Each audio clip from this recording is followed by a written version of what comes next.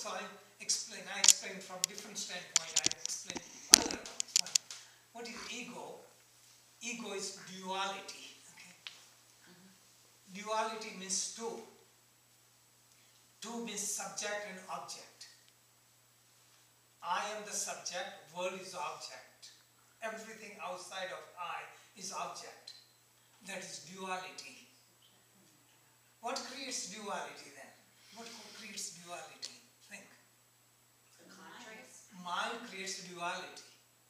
If you have no mind, that you are in meditation, I am that I am.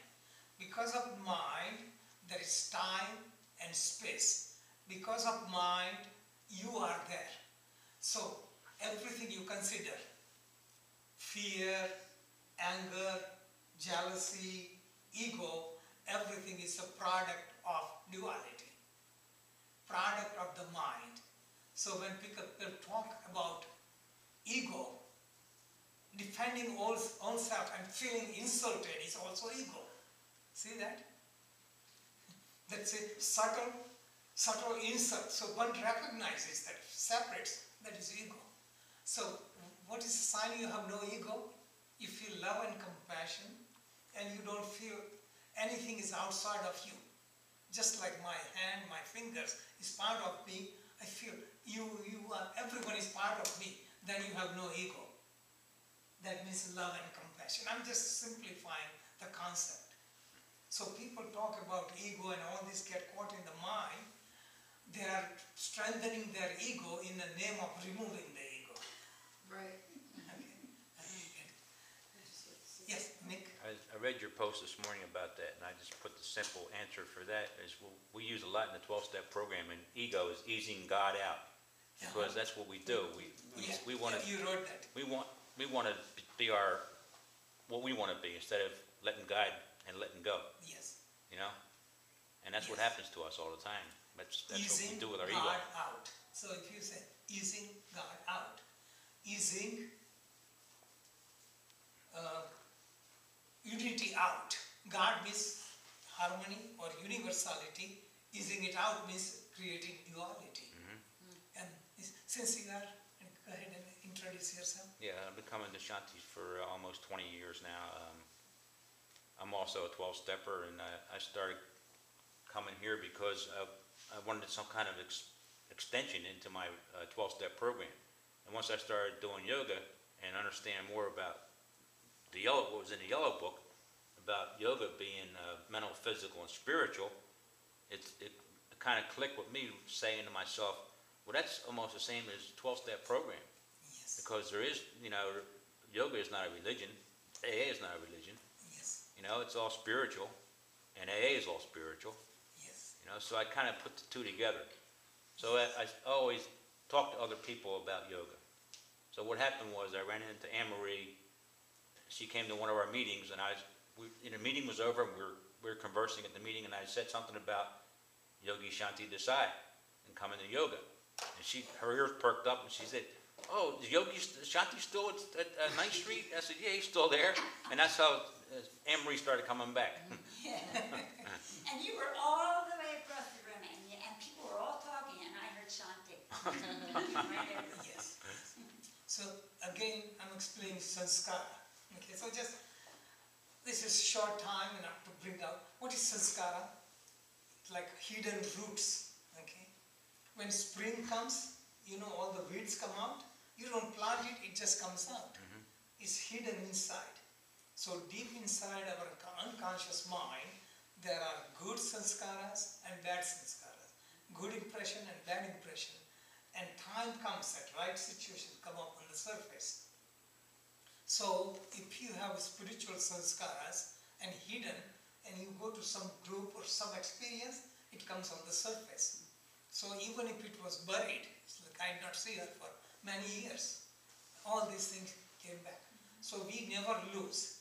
Like in life, we never lose. Other concept which I write in the books is life is a circular journey. Okay? If you say somebody, I went on the wrong path, I wasted my time. No, you never waste your time. Because if you consider life as a circular journey, just like a prodigal son, Okay? So, you can say first step away from home is first step closer to home. If you look at a circular journey, say circular journey is 100 miles, you go 1 mile away from home, you are 99 miles away from home. 2 miles, 98. What I'm saying is, we learn spiritual lessons, even if you go through bad experience or good experience. If you have awareness, you learn more lessons. If you don't have awareness, you get trapped, you know. So this is the thing, yes. I, like you, were getting ready to go away to another country where you know, people don't have the American lifestyle. Yes, And instead of going there and seeing how the people live in Guatemala and having pity on them people, I've learned through yoga how to have compassion for people yes. and how to see how people live in other countries and how to understand that even though they don't have even one little bit of what we have in America, that they're really content with what they do have. Yes, And you see that, and you say, well, they don't have anything, and they're still smiling, and they're still happy with what they have, because they don't know the difference, right. you know? And you'll see that when you go to India too.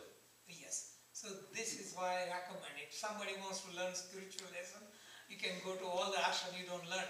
Go to third world countries, stay there for a couple of months, stay among the people. Just 1 week is even And enough. you will learn the lesson. So many times, remember one minister went to India.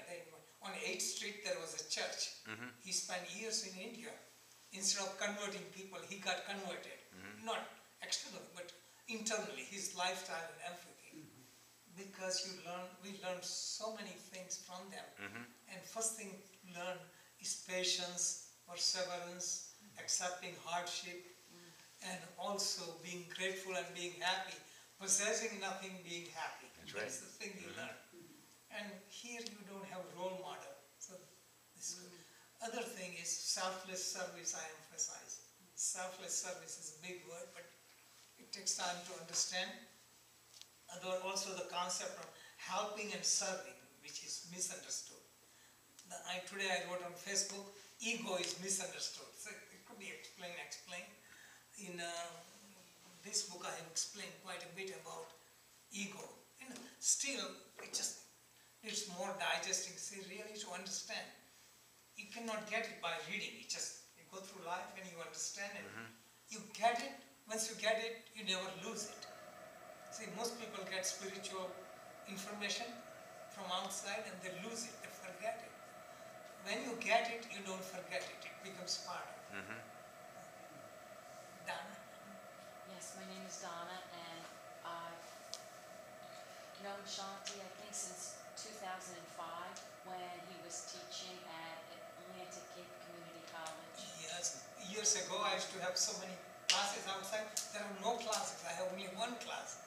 That I used to have group classes. I used to sell lots of books. I taught exercise and everything. How many years did you teach at Atlantic Cape? For many years. Yeah. Since 74, I Okay. started teaching. In 74, when we moved in, they arranged a class, and I think it was free for senior citizen. And in the big auditorium, there were 60 people. Wow. And it was 5-7 weeks course. Yeah. Second week, the third week, nobody showed up. Yeah. 60 people. It was free. But just shows 60 people. Yeah. Between those And things. now yoga studios everywhere. Yep. All over. And it's diluted more than before. They are going in wrong direction. And I was looking, and at the time, I was going through stress at work. I mean, it was just a very stressful time. I worked for the Department of Corrections for 25 years inside, so it was a stressful time. And you taught me relaxation techniques in the class, yoga, positions, and it helped me enormously. Yes. And I've been sticking with it. Yes. Yes. It really did help, and I've retired since, and actually since then I'm way more into doing the practice and meditation, and stress from work is gone, I still think